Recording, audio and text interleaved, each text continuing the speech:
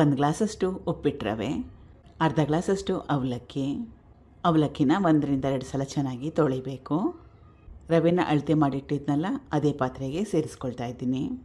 ಅರ್ಧ ಗ್ಲಾಸಷ್ಟು ಹುಳಿ ಮೊಸರು, ನೀರು ಕಲಿಸ್ಕೋಬೇಕು ಚೆನ್ನಾಗಿ. ಈಗ ಇದನ್ನು ರೆಸ್ಟ್ ಮಾಡೋಕ್ಕೆ ಬಿಡಬೇಕು. ಸುಮಾರು ಒಂದು 8 ರಿಂದ 10 ನಿಮಿಷ. ಅವಲಕ್ಕಿ ಕೂಡ ಮೆತ್ತಗಾಗಬೇಕಲ್ವ, ಅದಕ್ಕೋಸ್ಕರ 10 ನಿಮಿಷ ಆದಮೇಲೆ ನೆನೆಸಿಟ್ಕೊಂಡಿರೋ ಅವಲಕ್ಕಿ ರವೆ ಎಲ್ಲ ಮೆತ್ತಗಾಗಿದೆ, ರುಬ್ಕೋಬೇಕು. ರುಚಿಗೆ ತಕ್ಕಷ್ಟು ಉಪ್ಪು, ಅಕ್ಕಿ ದೋಸೆ ಮಾಡ್ಕೊಳ್ತೀವಲ್ಲ ಅದೇ ಕನ್ಸಿಸ್ಟೆನ್ಸಿಯಲ್ಲಿ ರುಬ್ಕೊಂಡ್ರೆ ಸಾಕಾಗತ್ತೆ. ರುಬ್ಬಿದ್ದಾಗಿದೆ, ಬೇರೆ ಬಟ್ಲಿಗೆ ಸೇರಿಸ್ಕೊಳ್ತಾ ಇದ್ದೀನಿ. ತೋರಿಸ್ತಾ ಇರೋದು ಪರ್ಫೆಕ್ಟಾಗಿರೋ ಕನ್ಸಿಸ್ಟೆನ್ಸಿ. ಸಣ್ಣ ಚಮಚದಲ್ಲಿ 1 ಚಮಚದಷ್ಟು ಈನೋ ಪೌಡರ್ ಅಥವಾ ಅಡುಗೆ ಸೋಡಾ ಇದ್ದರೆ ಅದನ್ನು ಕೂಡ ಹಾಕೋಬೋದು. ಅಡುಗೆ ಸೋಡಾ ಹಾಕ್ಕೊಳ್ಳಂಗಿದ್ರೆ ಕಡಿಮೆ ಕ್ವಾಂಟಿಟಿಯಲ್ಲಿ ಹಾಕ್ಕೊಳ್ಳಿ.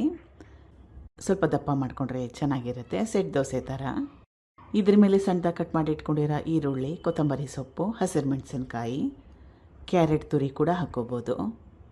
ಈರುಳ್ಳಿ ಕ್ವಾಂಟಿಟಿ ಜಾಸ್ತಿ ಹಾಕ್ಕೊಳ್ಳಿ, ಚೆನ್ನಾಗಿರುತ್ತೆ. ತುಂಬಾ ಸುಲಭ ಅಲ್ವಾ ಈ ರೆಸಿಪಿ, ಟ್ರೈ ಮಾಡಿ ನೋಡಿ. ಉಪ್ಪಿಟ್ಟು ರವೆಗೆ ಬದಲಾಗಿ ಬನ್ಸಿ ರವೆ ಉಪಯೋಗ ಮಾಡಿದ್ರೂ ಕೂಡ ಚೆನ್ನಾಗಿರುತ್ತೆ. ಕಾಯಿ ಚಟ್ನಿ ಜೊತೆಗೆ ಬೆಸ್ಟ್ ಕಾಂಬಿನೇಷನ್ನು.